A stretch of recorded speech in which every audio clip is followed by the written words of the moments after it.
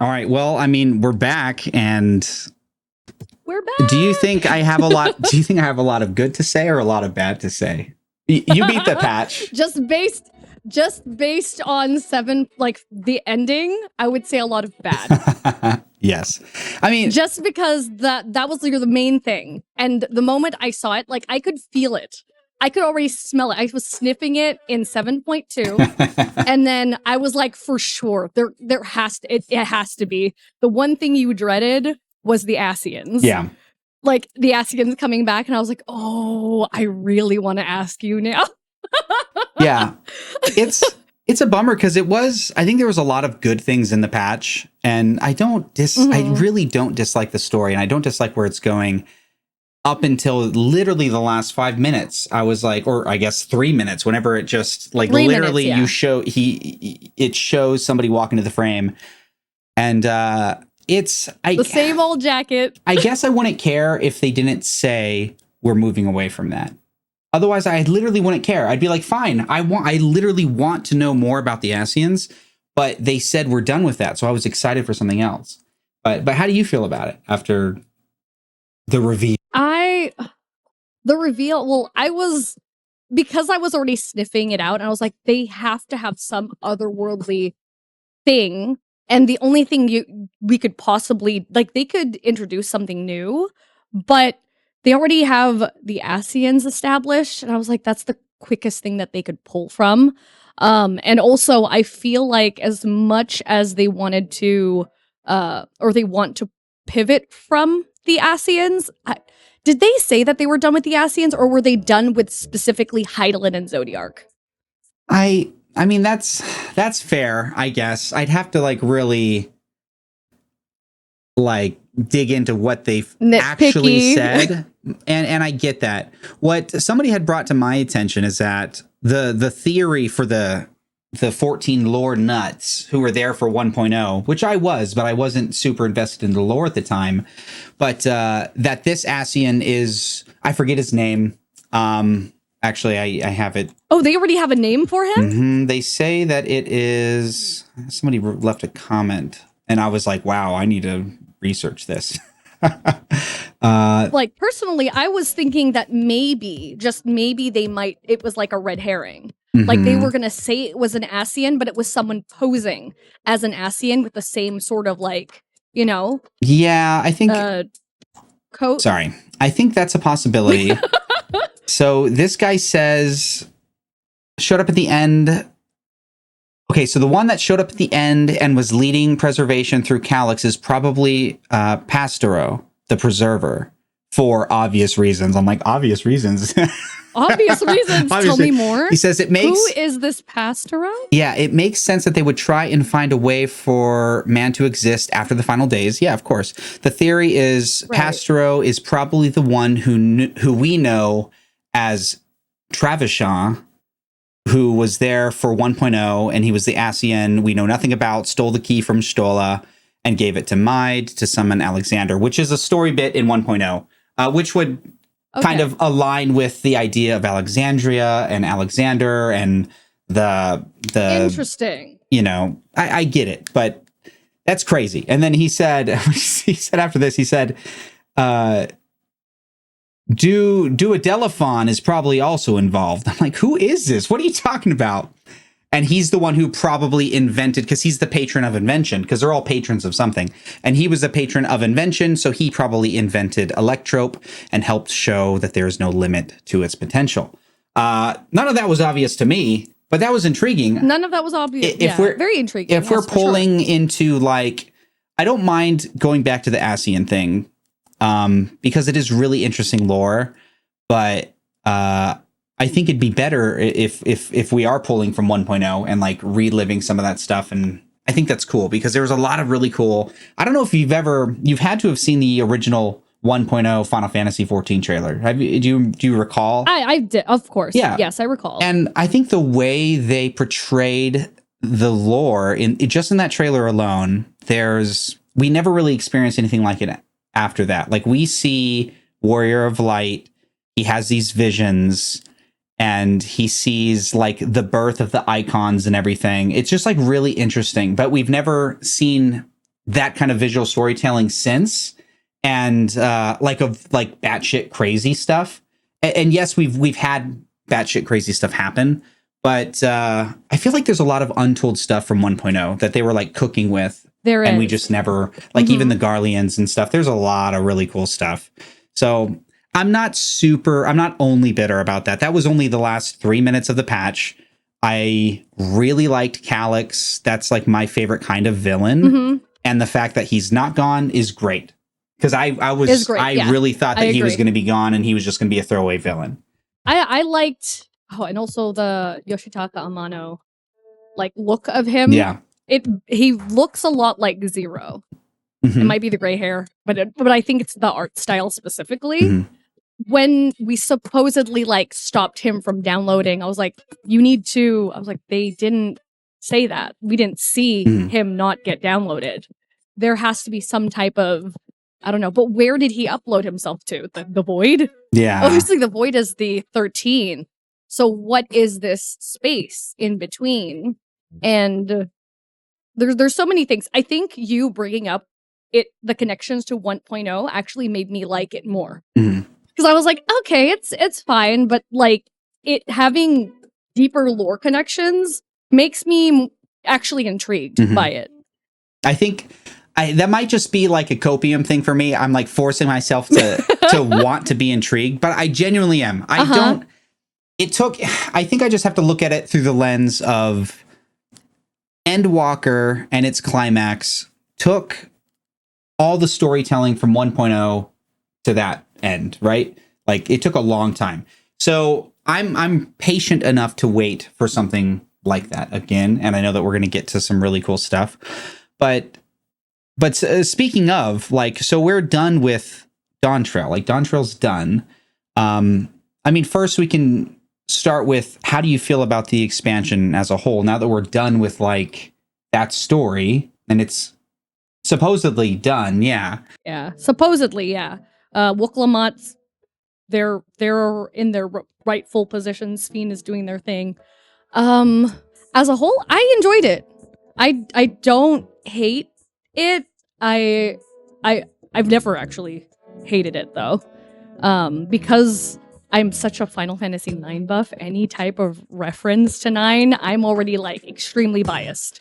And I think Wook as a character, I enjoy her only because she is your typical shonen protagonist, and we haven't seen that type of character in Final Fantasy 14 specifically. So I didn't mind her as a character since she was like taking over for Alphino, right? Alphino was always with us. Wook was with us for DAWNTRAIL. So there's so many different ways they could go from here. But yeah, the dungeons in the patches after 7.0 were I loved. I think the gameplay even got better. It was a lot more challenging. I think did you play with people when you did those dungeons? Because I was a truster. Oh, really? I do trusts for all of my dungeons first. I always mean to do it first because it's just makes it more like you can enjoy the dungeon more. But I never do. I will always go back and do the trusts just to, you know, whether it's to level up trusts or just to enjoy or to level up an alt, whatever. But I think there's a piece of me that still plays 14 specifically because I love MMOs and I love the chaos of no one knowing. And I think that's, if I'm doing it day one, I think there's just like the allure of like 4 people getting into it or 8 people getting into it, like having no idea what's about to happen. Whereas the trusts know a little bit.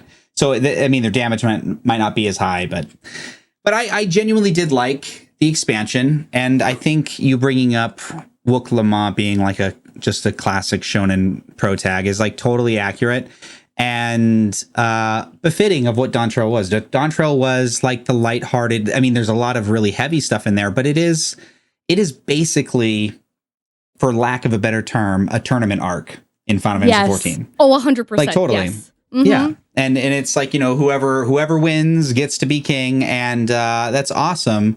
And we got a lot of, like you said, anything with 9 lore easily racks it up a couple notches. And same for me, of course. Like, I'm playing 14 because they're so good at handling nostalgia. Like everything. I mean, I'm a big 11 fan, so me getting 24-man raids in the 11 lore is like so fantastic.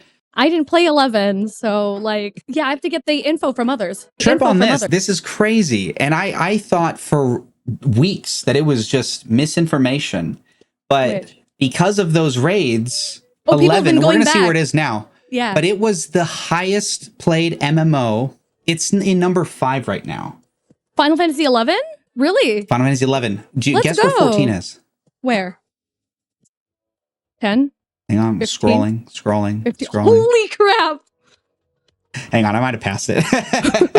Okay, it's in number 7. I'm so sorry. Okay, I was like, dude, 20, 30, oh my god. But a couple weeks ago, 14 was like in the 30s, and 11 was number 1, above World of Warcraft, above RuneScape. Wow. And what a trip that is. Yeah, right now they're sitting at 258,000 players today. And 14 is 170,000 players today. And these are active players, so not subscriptions, active, right? Mm-hmm. So, we have like, where's the first World of Warcraft? So World of Warcraft's probably way down here. Wait, when you get to like point where you're like, World of Warcraft's in 64th place, which is crazy because it's still on a lot of top 1 lists. Yeah. But when you're at the end of a patch cycle, or especially at the end of a expansion cycle, these things fall off. But 11 being number 5 at the end of its life cycle, that's amazing. Like, they have to be looking at this, scratching their heads, being like, what do we do now? Like, how 11 is outpacing 14. It's not a free game. It is a subscription driven game. Mm-hmm. And it is outpacing 14, which is crazy. It's like fever dream stuff. So me being an 11 fan, seeing that, I am confused. I am excited. Yeah. But I don't know what they can do to help that. 11 is such a strange game where it's made on such old equipment. They have they struggle to upkeep that game because they have to buy old PCs to run it because it's made with a PS2 dev kit. Still to this day, they can't do anything else. It is made on a PS2 dev kit. And so when you go to the 11 offices, it's just old PCs like keeping this game alive. And that's really cool. Really impressive. Yeah. They're probably panicking now because they're like, well, God, how do we at least like a game like World of Warcraft? Yeah, from 2004, sure. But they were able to update and keep things modern at least. Whereas 11 hasn't been able to do that. The jump in players is mind-boggling. Yeah, that's really cool though. Yeah, I use this site all the time and I check it on stream all the time. And I remember I was literally telling chat, oh, this must be bugged. It must be bugged. Then I checked it the next day and it was still there. I'm like, what is happening? Then I was Googling for articles. Like, is 11 the most played MMO? Usually it's like Genshin Impact or, Honkai Star Rail or anything. Like, it was insane that those games are so far down on the list. But congratulations, Final Fantasy 11. Right? Heck yeah. I was this close to trying it out, at least because I'm very interested in the lore, and the little pieces of things that you can read in the Alliance raid are player interactions, which like I have no idea about, but people in chat would tell me, this is the marketplace, and that's a specific monster that we had to raid or we had to fight weekly or daily or whatever. And I'm like, really? So it was like a collective homage to people who played Final Fantasy XI. And I feel like 14 players kind of missed that, considering all of the there's a lot of talk and buzz about 14 and not a positive light, and I feel like a lot of players kind of miss that and probably move to 11 just to see what it's about. Yeah. I think there's a good possibility that something is done to breathe life into the game. Because I mean, if you try to play it, that's fantastic. But the thing is no matter how much I want you to play it, it is not approachable at all. Downloading the game is impossible. Installing the game is impossible. Getting your account activated is impossible. Everything's so challenging. And then you get to the game, there's no UI to help you. There's no quest markers. There's no nothing. You have to have a tab open on the wiki at all times. It's so unforgivingly not difficult anymore, but there's no help whatsoever. There's a little bit more now. Like back in the day, you weren't able to fast travel, no nothing. It was like, if you wanted to walk somewhere, you had to spend 2 hours to walk there. If you died, you'd have to spend 2 hours again to walk there. It was the Wild West. Right. And I don't think that what 11 is right now will ever be rejuvenated, except for these pockets of time where people are enjoying it, which is fantastic. That's fair. But I was thinking about it the other day. And he's, I don't want to say that he's like a much heavier hitter now in Square Enix, but Koji Fox was really a big asset on the 11 team all those years ago. But now he's like this even bigger entity, right? Yeah.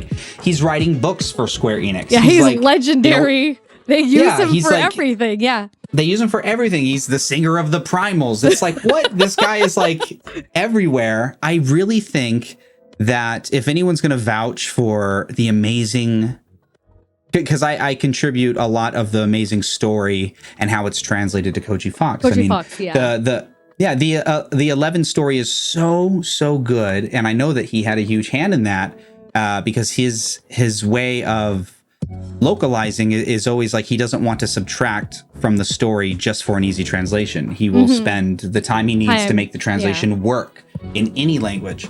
And 11 being another game that was available in French, it was available in German, it was available in Japanese and English, which is so rare to like have good translations. I hope that Homeboy is in our corner, like really pushing for some kind of something for 11, because if anything has to happen to 11, it has to be a new engine, which is frustrating. They started making that online remake for 11 that was going to be on mobile phones, and they trashed it. But I don't know if they got to the point where they released a handful of pictures, but then it just they announced that it was canceled, so it was like officially canceled. Yeah, but they pushed for 14 mobile in Asia. Well, that's the other thing is it got canceled, but now 14 mobile is a thing. And what people don't understand is the 14 mobile is a completely new engine. Completely. It's a new framework. Yeah. A lot of people are kind of upset. A lot of 14 players are upset because infinite die channels. Ridiculous. Yeah, there are things that mobile has that 14 itself does not. And it's if I'm mobile's free, isn't it? I'm not totally sure on what their plan is for that. It is very behind, and it's going to be staggered behind, which is fine. I think in China, I don't think, have they even hit Heaven's Ward yet? I don't think so. Not that I know. Yeah, I think it's still a Realm Reborn, but that gets me excited, because I don't want 11. Selfishly, I want 11 to get everything it deserves. You know, like just make it a ground up, brand new. People will love it, but not enough people will love it. Like, I have to be realistic. But it is exciting. It's exciting that just from, I don't know if it's from, there's two branching paths here. Now we can talk about some of the bad. So the newest patch of 14 and DAWNTRAIL as a whole, because I've been watching, Sarah just got to DAWNTRAIL, so I'm like watching the beginning of DAWNTRAIL again, because she stopped at the end of Endwalker and didn't start up until DAWNTRAIL, like maybe a month ago. And I'm kind of reliving some of it, and I think the main thing that 14 is struggling with is the game's boring outside of its high points. Like, the battles are fantastic. The dungeons are fantastic. The raiding, the crafting, like there's all these little bits that are so fantastic, but everything in between is very, very, very flat. And I think that's why DAWNTRAIL was kind of looked at as a poor expansion because nothing about it was fun in between. But nothing has been fun in between for me as a player in a long time. I don't play, like, I bring up the comparison all the time, but I've been playing, like, World of Warcraft Legion Remix came out. So, like, a lot of that is just questing and stuff. And the difference in style of questing is just so absurdly different. So in 2.0 of Final Fantasy, we had a lot more variation in quest types. It was just, it felt more MMO-y. Now it's literally talk to this person, then go talk to this person. That is it. If you're picking something up, very, very linear. It's linear. There's not a lot of exploration. There's not a lot of need for exploration. But then I'm like constantly being reminded. I always try out new MMOs when they drop, and a lot of them fall flat. But even like I've been playing Blue Protocol, and the questing is a lot more fun. It's all right. It's a free MMO. I'm excited. I'm excited for people. But the questing there is some fun stuff, like silly stuff, where you're like, okay, this is cool. But like World of Warcraft, for instance, there's a quest in Legion where you have to, it's very like Harry Potter coded. You have to sneak into this academy where you have to like pretend to be a student. And there's like, the quest styles are so silly, but like you have to cast spells. Like a teacher's telling you to cast incantations, and she's just putting patterns on the floor, and your character just has to run in the pattern, right? And then it says 1 of 3, 2 of 3, 3 of 3, little stuff like that. Or, you know, like I had to, what was another one that was so silly? But it was like, it made it just more fun. Like questing is always going to be like annoying, but just having, like we used to have in Stormblood, we got a lot of those ones where we had to like go into first person and like shoot people with darts or something like that. You know, like we're just losing all of that. I gotcha. I think I was trying to figure out exactly what part of the questing you were talking about. Because I don't play very many MMOs, if any. I think 14 is the only one I really have played recently. But yeah, that makes sense to me as to why 7.3 and even like a little bit of 7.2, they were adding extra like puzzles. And that was something that I loved it too. I did have a few people that I saw that struggled with these puzzles, though. Like they couldn't figure it out. Like they were so frustrated, and I was like, really? I got it. They were very easy. In my head, I'm like, they could make these more difficult. Like they could literally just do a little bit more. But I was thinking that I thought that people thought that that was the fluff, and they didn't like that. But we only got in the last 2 patches. So I was going to bring that up. The last 2 patches, we finally got some variants of just breaking up the process a little bit. And it was really enjoyable. Some of those quests I really enjoyed. Like I remember even just the optional stuff where you can like open up that guy's locker and he just has all those pictures of Calyx, which is so good. Like this is the charm. This is the charm I want. This is the charm I need. But then, so I'm super jazzed up. I'm like, you know what? They're going to probably really try to fix, because I know I'm not the only person saying those things. Yeah. Yoshi P loves World of Warcraft. He loves Ultima. He loves EverQuest, like all these MMOs that really shaped this game. But then shortly thereafter, I'm seeing all these interviews of Yoshi P and the team saying things like, oh, well, there's a lot of people that just want to skip over those. And I want to make sure that like I'm taking care of those people too. And I get that.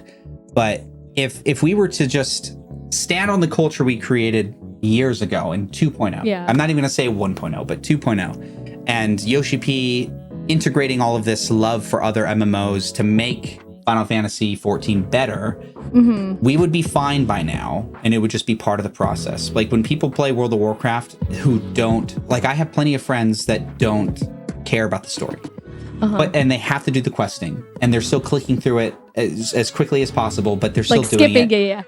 And you know what? They're still playing the game. And I want Yoshi P and the team to understand that as long as they're delivering quality and they're passionate about it, it will be absorbed and it will be loved. It will be hated no matter what.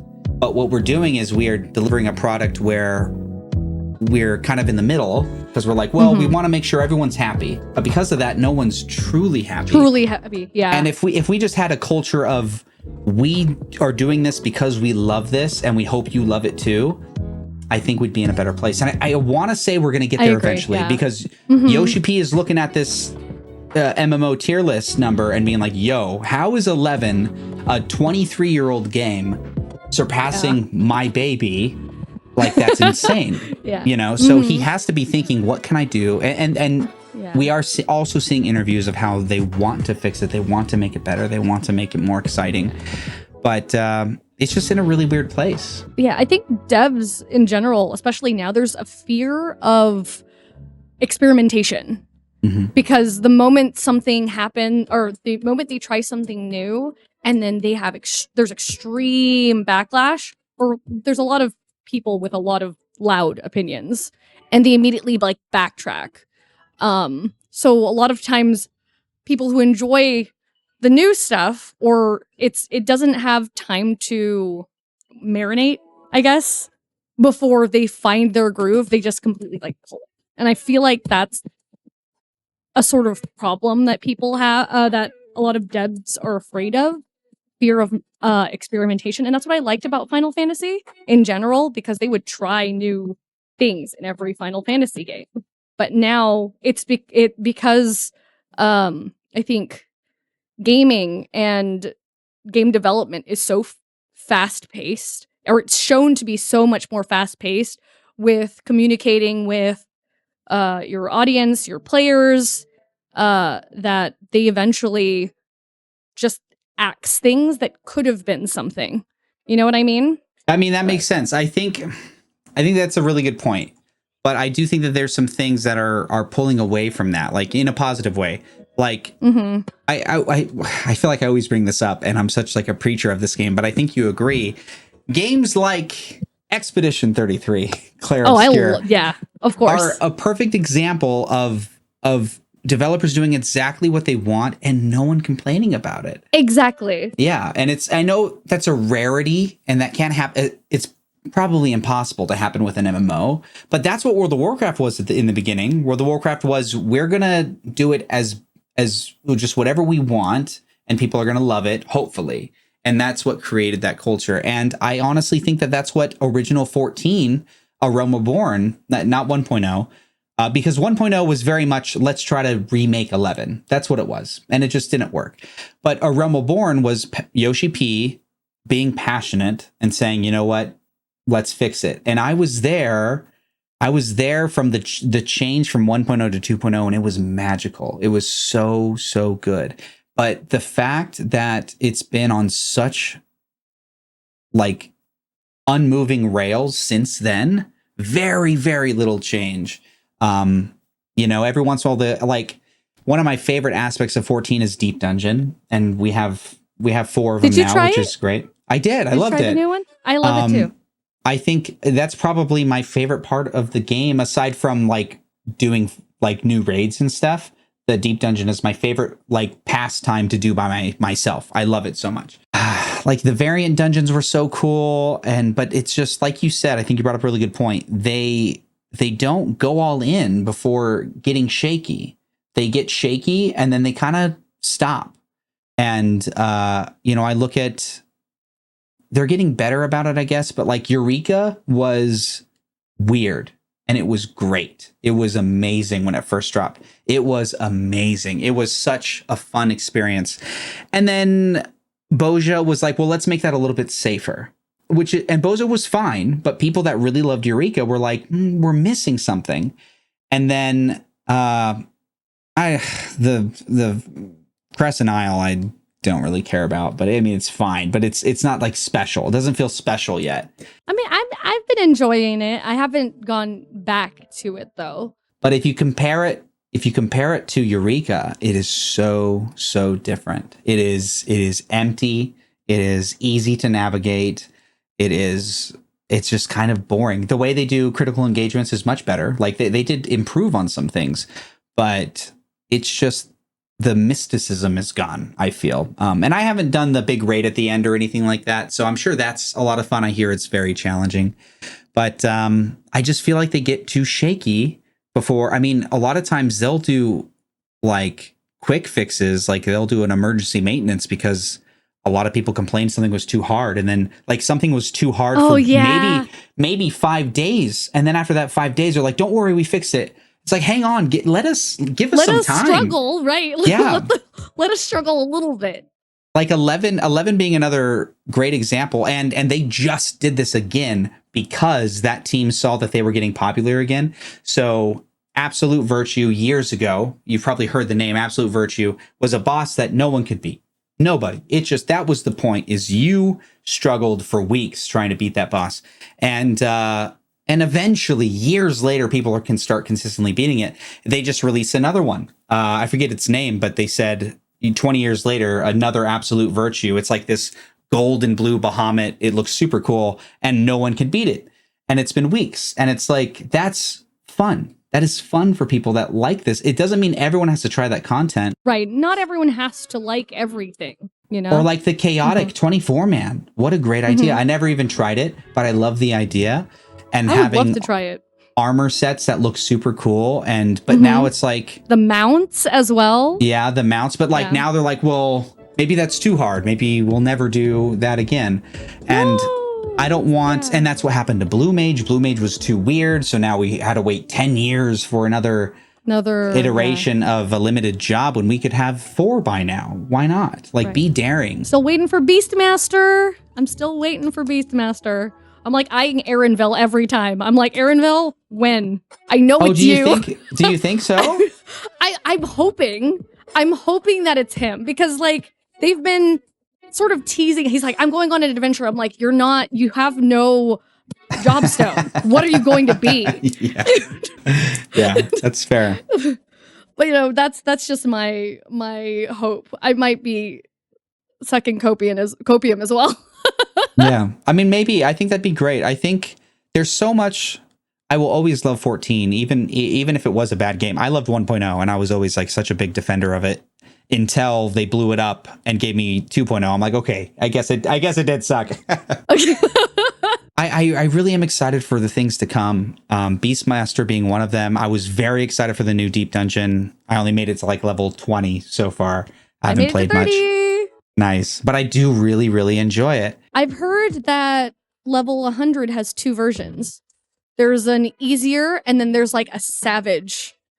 Like, it's like as hard as an ultimate, almost savage kind of. Have you not heard about that? It's called Quantum. It's a new. Oh, no. I haven't really been looking into it. Oh, let me tell you, it is a weird idea, and I hope it works out, because this is something very much pulled from the pool of World of Warcraft. So World of Warcraft has something called Mythic Plus, where you beat a difficulty, you're given an item to increase the difficulty. And 14 is doing that similarly, where if you get to level 100, you unlock the fight. And then you can collect items to increase the difficulty. So you can make it, there's like saying, I think it's like a 12, like a plus 12 is the highest difficulty. And it really depends on the rewards, right? Because 14 is bad with rewards because there's nothing RNG related. World of Warcraft would have, like a piece of armor, and it has like 8 different item levels, so you can get like, oh, this one's a little bit stronger, this one's a little bit stronger, a little bit stronger. Whereas 14 just has very structured tiers of gear. So it's tough. What I want them to do one day, and this comes back to what you said about them getting wishy-washy, is they need to bring back ethereal gear. Do you remember ethereal gear? Pink gear in 14? Pink gear? Pink gear, yes. Back in my day, gear was pink. When was this? This was Realm Reborn and Heavensward. So in A Realm Reborn, you can get ethereal gear by doing lev quests, and you would get. This is different from what are those called? What do you call the ones that take forever to freaking do? Not epic. The weapons. These are different from the what are they called? Well, are you talking about relics? I'm so confused. Relic weapons, yeah. No. Those are different from It's just, it's literally, I didn't even think about it. It was so normal back then. I was like, oh, okay, pink gear is just another tier of gear. So there's green gear, which is unique, right? That you find that from dungeons. Pink gear you would find out in the world from treasure chests, from doing leave quests. And then in Heaven's Ward, you found them by doing a bunch of different stuff. But then they just capped it off. You can still get some pieces, but they're worthless now. And what they were randomized pieces of gear. It was a piece of gear that you could buy from the auction house, but it had some extra stats, which is just, it doesn't change the balance of the game.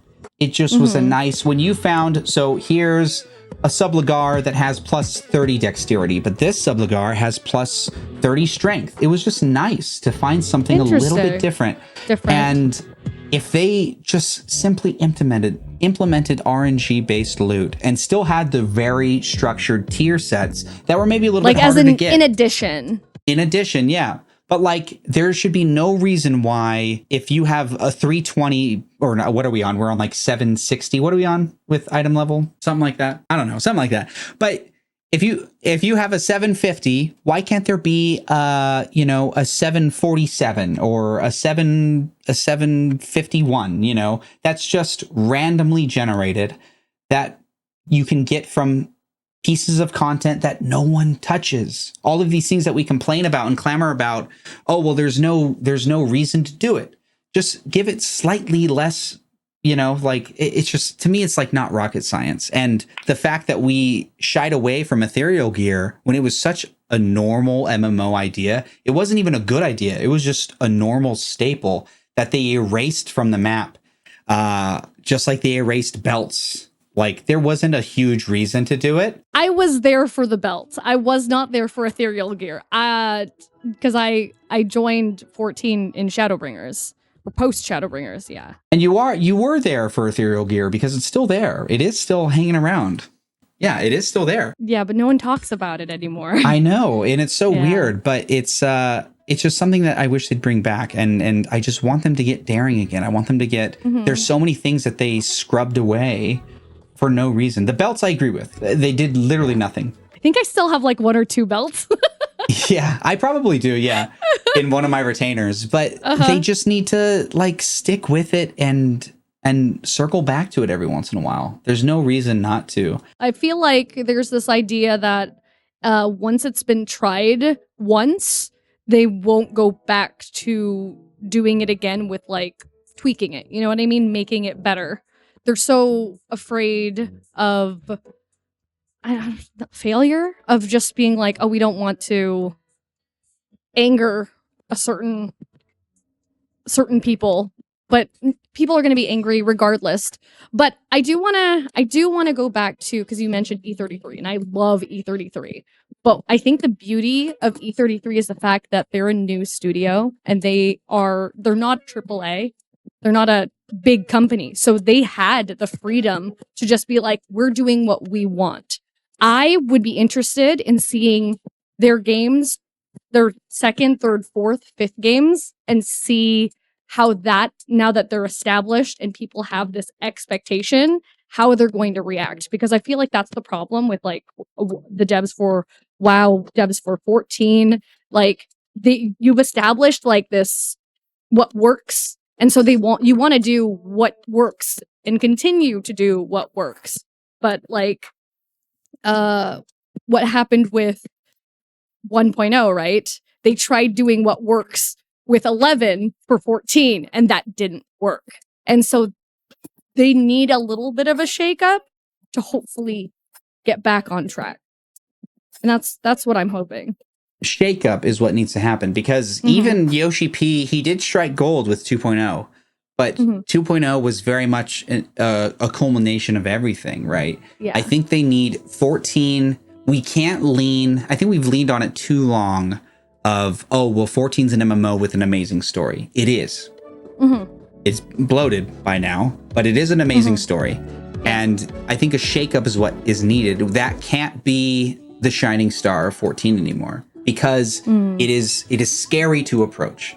And I think they need to make fun the Shining Star 14 again. Or I don't know if it ever was the Shining Star 14, but I think so.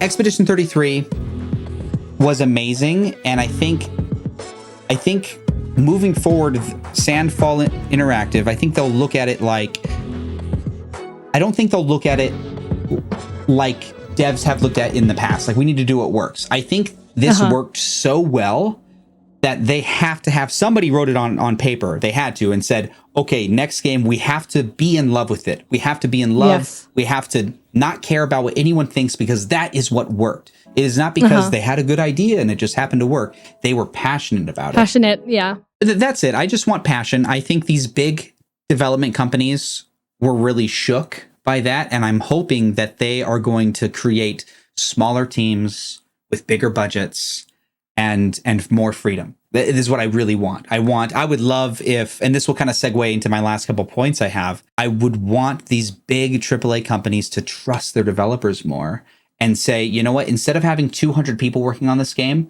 let's have just what's necessary. We'll outsource the big stuff. We'll outsource, of course you need people to record the orchestra for the music. You need the people to do this and that. We get that. But we just need a small team of people. If we had a small team of people that were in love with 14, which is what we have, we're so close to that, but they're just so skittish. Yeah, I think it's going to inspire people to do really big, amazing things. And that was my next question was, where do you think, I know we saw the ASEAN at the end, but like, what is next for the next expansion? We have maybe a handful of more clues. And Yoshi P has said it's not Mericidia. He could be just red herring us. He could just be saying that. It might not be Mericidia. If it's not Mericidia, where are we going? Well, I'm thinking, because we have to spend time with Y'shtola and Shale, specifically the key. We have a key that can literally take us anywhere. We have Y'shtola, who's been trying to figure out how to go other places. And like figure out a solid way to traverse the shards, right? Yeah, and since we know that Alexandria was the 9th, what are the other ones? I think I had this theory so long ago, and it feels so good to be right, because I feel like this is what's happening. We're gonna have an expansion where we're gonna be shard hopping. I think it's gonna be one expansion where every map, maybe 2 expansions, something like that, but where every map is like a different shard completely, a different reflection, which would be amazing. I don't want to spend a whole expansion in one. We have a multi-dimensional key where we can go wherever we want.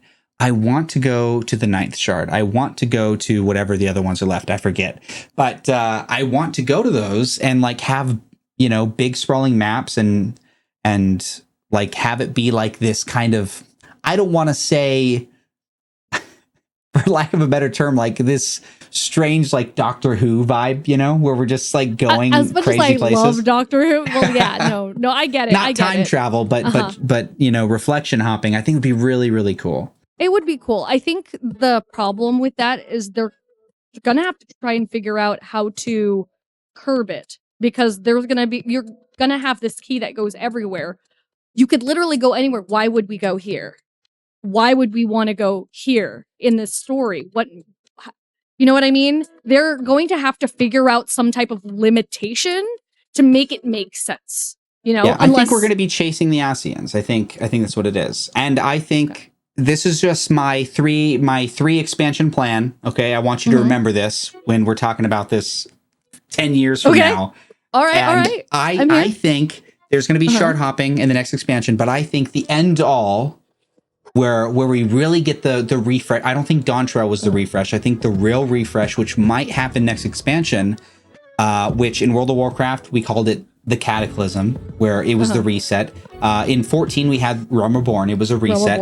I think the next really big reset is Emmett Selk winning and getting the rejoining everything in one. I was literally about to say that. I was like, I think that's going to happen. And I think that's how we move forward. And I think that's how we get rid of the ASEANs. Not get rid of them, but I think that's like this bittersweet thing that we don't want to happen, but it makes sense if it were to happen. And it might be sad, but I think that's the path we need to go. I think the rejoining has to happen. But, that's probably not going to happen for a while. Hookshot is an Asian, is an ancient confirmed. Yes. It would make sense. It would make sense. I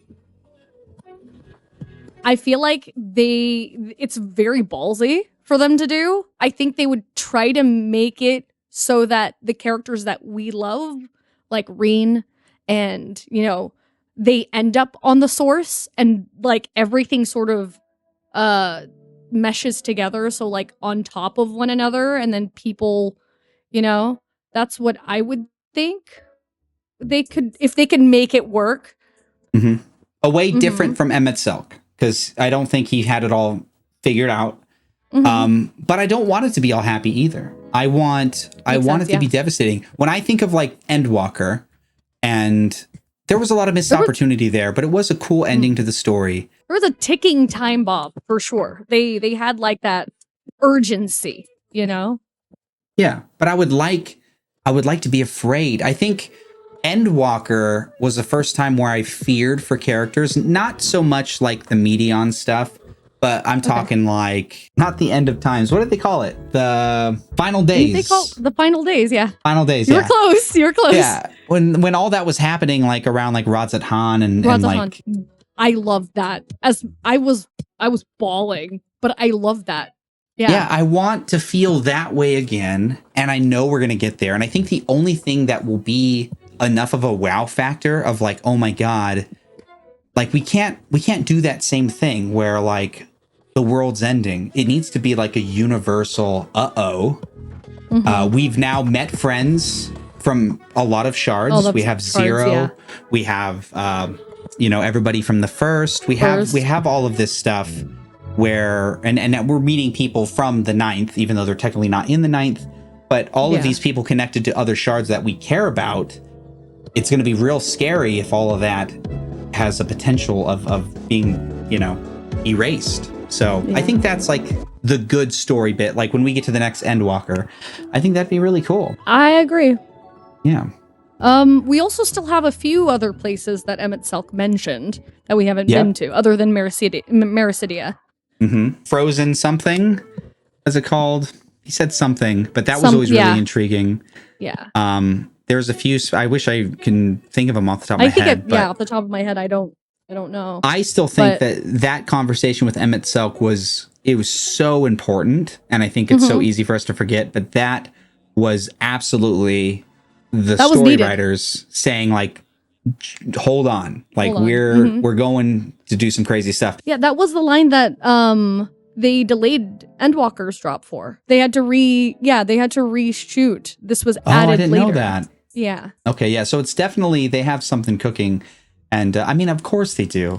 If they're always, they took the same approach as World of Warcraft. And they've said this before, where when they're working on one expansion, they are working on the next expansion as well. Right. Yeah. So they're always, and it's more the developmental stages, of course. But they have the story thought out for 8.0 and 9.0, which is really exciting. It makes me really curious. And I know Mericidia will happen, but when Yoshi P was saying that, I'm like, damn, maybe Mericidia is like where we go after the rejoining. Maybe that's the next big place after the rejoining. That would be crazy. My brain goes crazy. My theories are 90% incorrect. Like 90% of the time incorrect. So it's like, whatever. I mean, I'm embarrassed by some of my theories that have... I mean, like, if you're going to have theories, might as well go for it. You know what I mean? Reach for the stars. Yeah, but that's what makes me love the game. But I want to bring up a couple more things. Okay. Because I do think that's where we're going. So hopefully that's where we're going. If not, maybe we're just going to another continent. I'm all about like a brand new adventure in like a rooted on the source, just a new continent. I'm totally okay with that. Me too.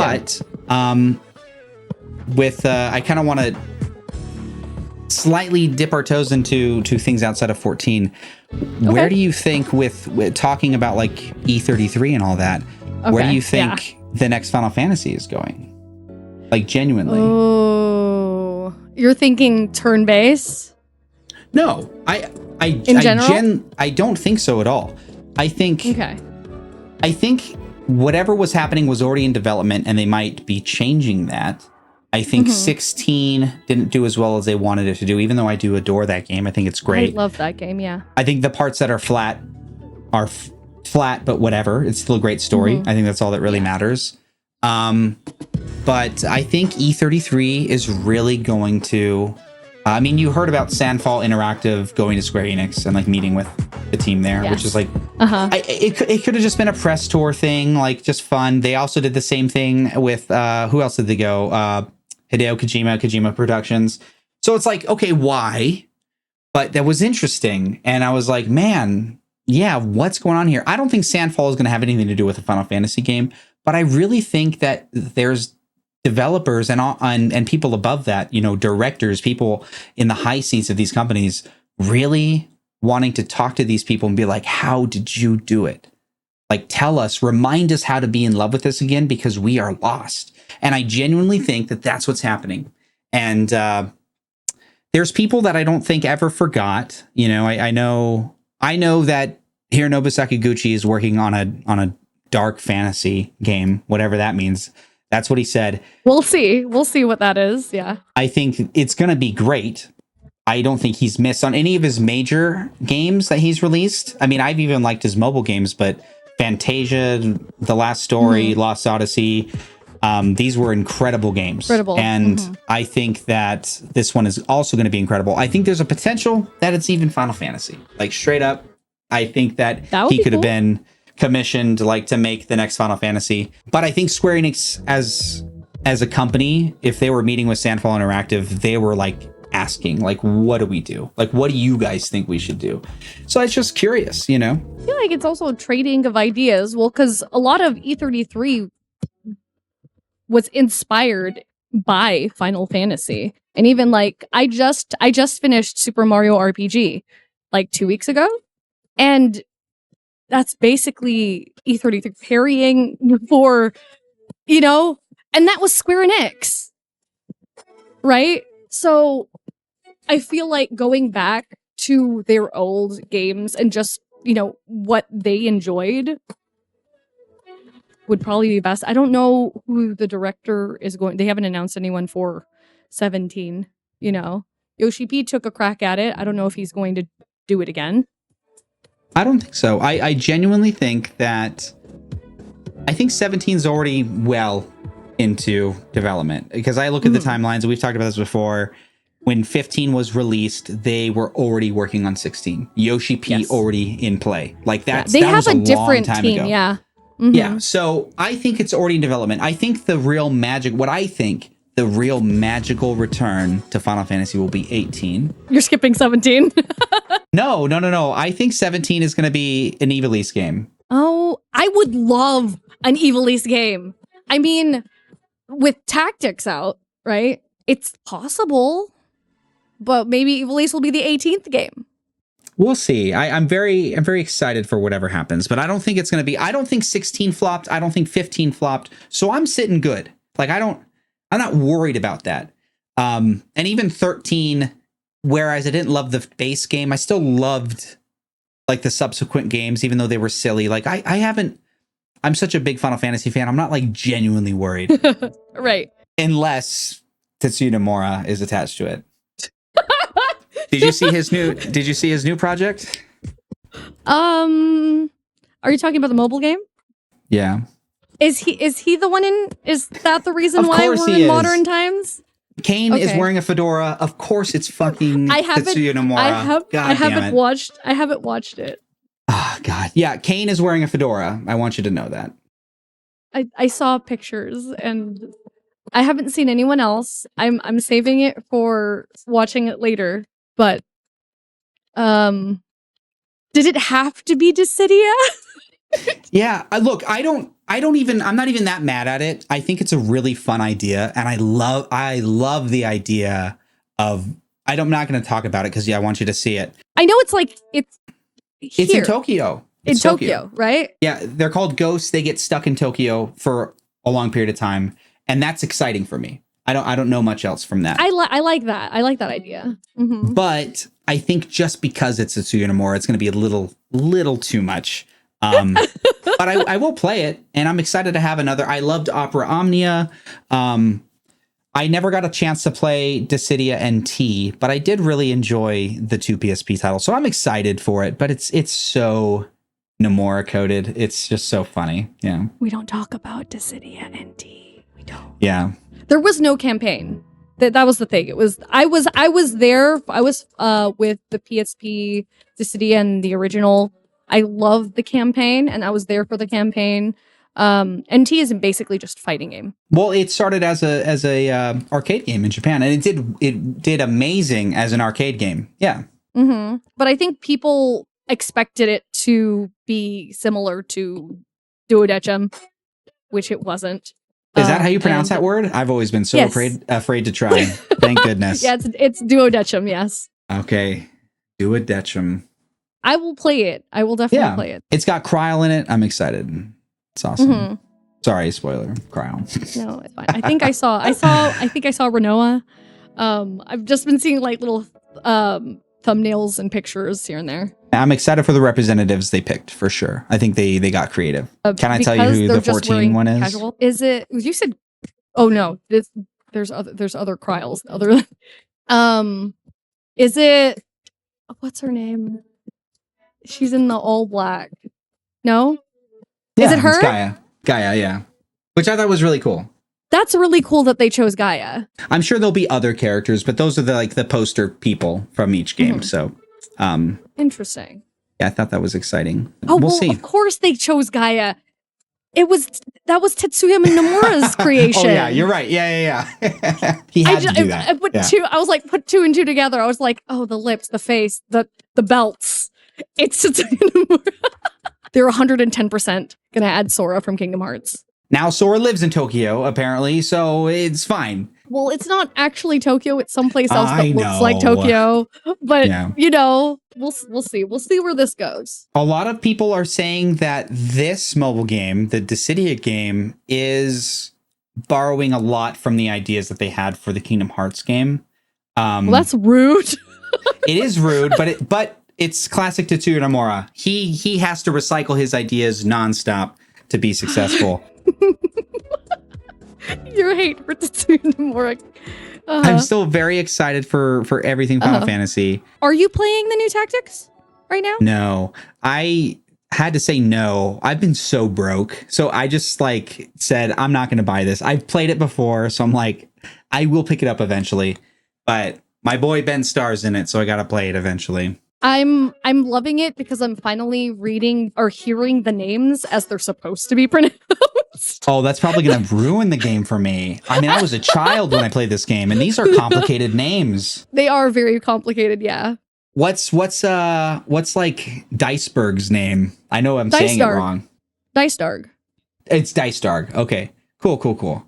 I would be sad if it was different. What are some other weird ones? The sister Tetra. Tetra. Okay, that's fine. Yeah. I always said Tetra, I think.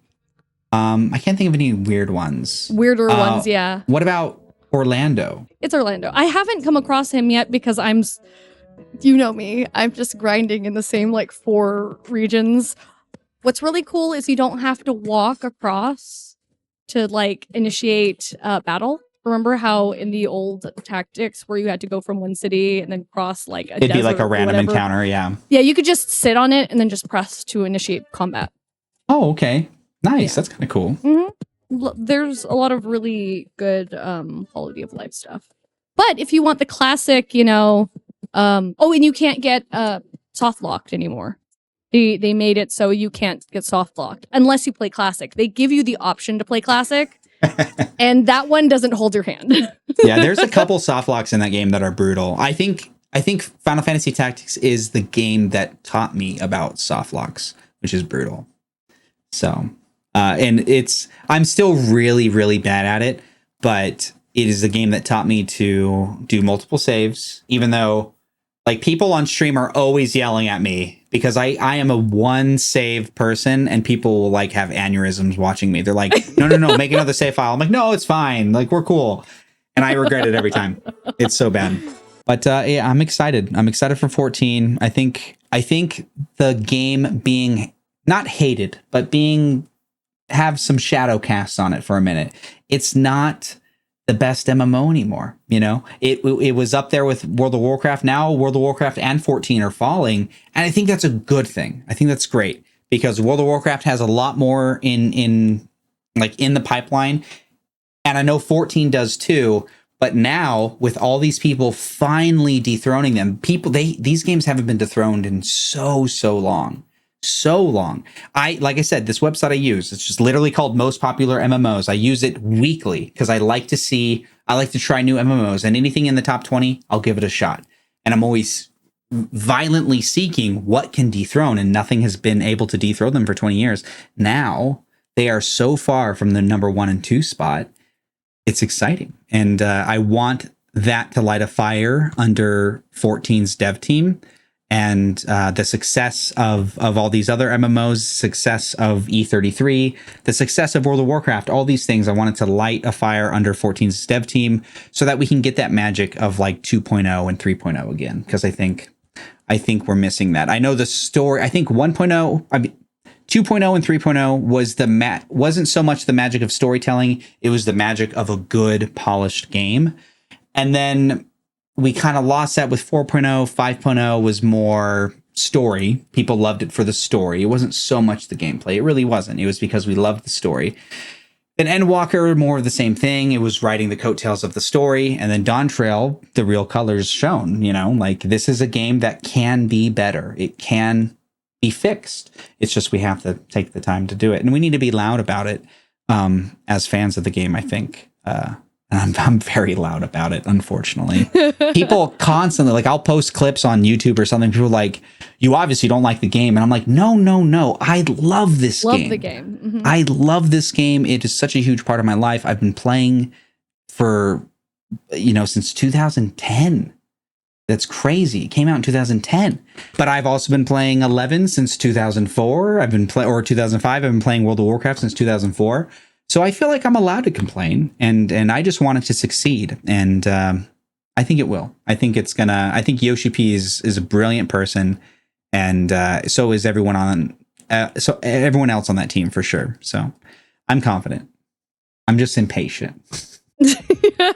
You are not the only one.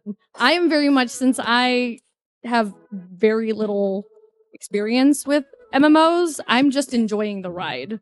Like whatever they throw, I'm like, oh, this is interesting. This is something new. I like that. It was very much the same. I just go back to what Yoshi P said about you could play other games. I'm like, okay, I'll play other games.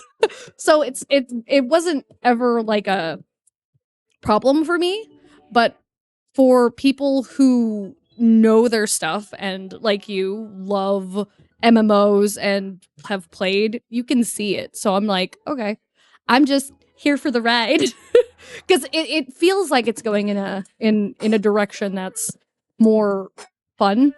Like the puzzles, I'm hoping to see more. There's so much that they can do, especially with all of the upgrades that they've been sort of adding. They're giving themselves more, I think, room to explore. Yeah, I think so too. I think that we're on the right track, and I think all the negativity that has happened over the last couple months, last couple patches, or the last cycle of the expansion of DAWNTRAIL, I think I can picture Yoshi P like just nodding and being like, yeah, I get it, but I'm just going to prove you wrong on the next one. Like he's so driven and so thinking ahead. He's like, oh, I know how to fix that. Just wait. It's going to be fine. So I'm thrilled. So, I might cry about a lot of things. I was editing videos today and I was like saying some of the most nasty things about 14. I'm like, God, like I do love this game, but I'm like so damn angry about it. Yeah. I prefer that over them being like, oh, let's retcon everything that DAWNTRAIL was. You know what I mean? I would like them to use this as not just what to build upon, but make better. I think they will. I feel so biased that I can't say for certain whether or not I'm being biased or not. So I'm like, here's to hoping that you enjoy it. I'm sure I will. Exactly. I think when everything is stripped away, they could, for me personally, and for you probably, I'm gonna eat it up no matter what. And I'm gonna enjoy it. I'm gonna be like, I'm still eating it. Exactly. Yeah, exactly. So as long as they got the characters I love, the music I love, it's always gonna be the baseline that will always keep me coming back. So I'm not too worried about it. But anything else? Off the top of my head, no. But what did you think of Necron and some of those fights? I think I'm getting a little bit tired of the same formula. I think the boss fights are always great, but I'm getting a little worn out on the dungeons and just the fact of just they play it so safe. How did you like the split off? Oh, like where everyone fought their own boss? Uh-huh. I thought that was really neat. I love that. And you know what? That was I panicked. That was a nice curveball. Yeah, it was a nice curveball. It was very interesting playing as Trusts and as a healer. Yeah, as a healer, doing that in Trusts was like not what I was expecting. And then doing it again with people, totally different experience, especially with first timers. It's so much fun doing it with first timers because you might wipe. And I find that fun. I've done a lot of the first time dungeons the last couple patches with Huggies, and Huggies loves to die. And I'm a healer, so she always keeps me on my toes. But it's been so much fun, so many laughs, and especially that dungeon with like that curveball. That's all I want. I just want curveballs, and I don't expect them around every corner. I'm okay with the formula, but you gotta if they want to please everybody, they have to know that there is a large portion of people like me that do want some curveballs, that do want some surprises, that do want a break in the monotony a little bit. So I loved it, and I think the most fun I've had was doing the dungeons and raids for the first time. Arcadian, my favorite 8-man raid series by far. Love the music, and it just makes it, the whimsical vibe of it just makes it so much more exciting for me. I love the heavy hitting stuff, and I think like Pandemonium was pretty emotional and stuff, or even Pandemonium's still my favorite. I'm not a tournament arc person. I used to be, but it's so, as much as like I love Wook and the shonen aspect, I do get tired of shonen anime.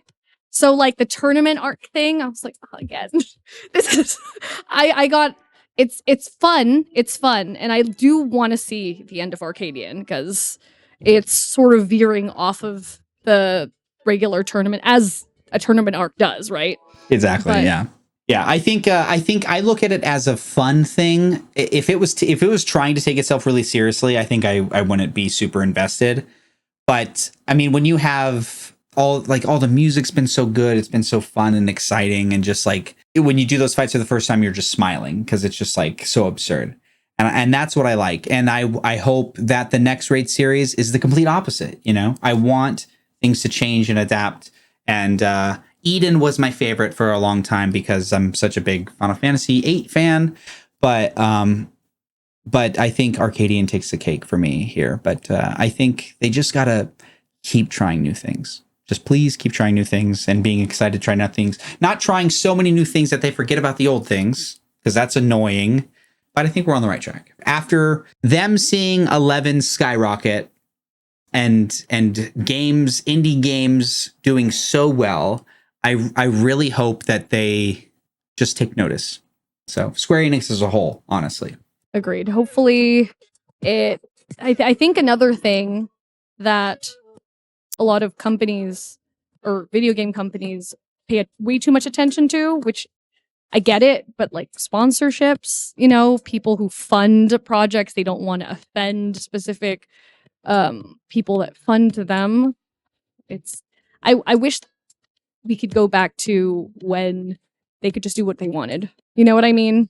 I think a lot of it is that games are expensive now. As we want games to look more and more realistic, it's like that's why indie games do so well, because the profit margin is so different. But see, that's the thing.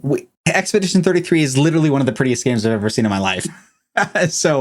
But they used a familiar engine. Square Enix hates doing that. They always have to build their own engine, which is so silly because they've always been the company that delivers the most AAA games. Kind of. It's kind of dipped for a while, but I think in their heads they still think that they're the kings of that. And they just need to use Unreal Engine 5. You know, whatever. I mean, they did that for 16. They did that for 16. And I think that's why it looks as good as it did. And but they also spent money on silly things. That live action commercial, please. That was terrible. That was so bad.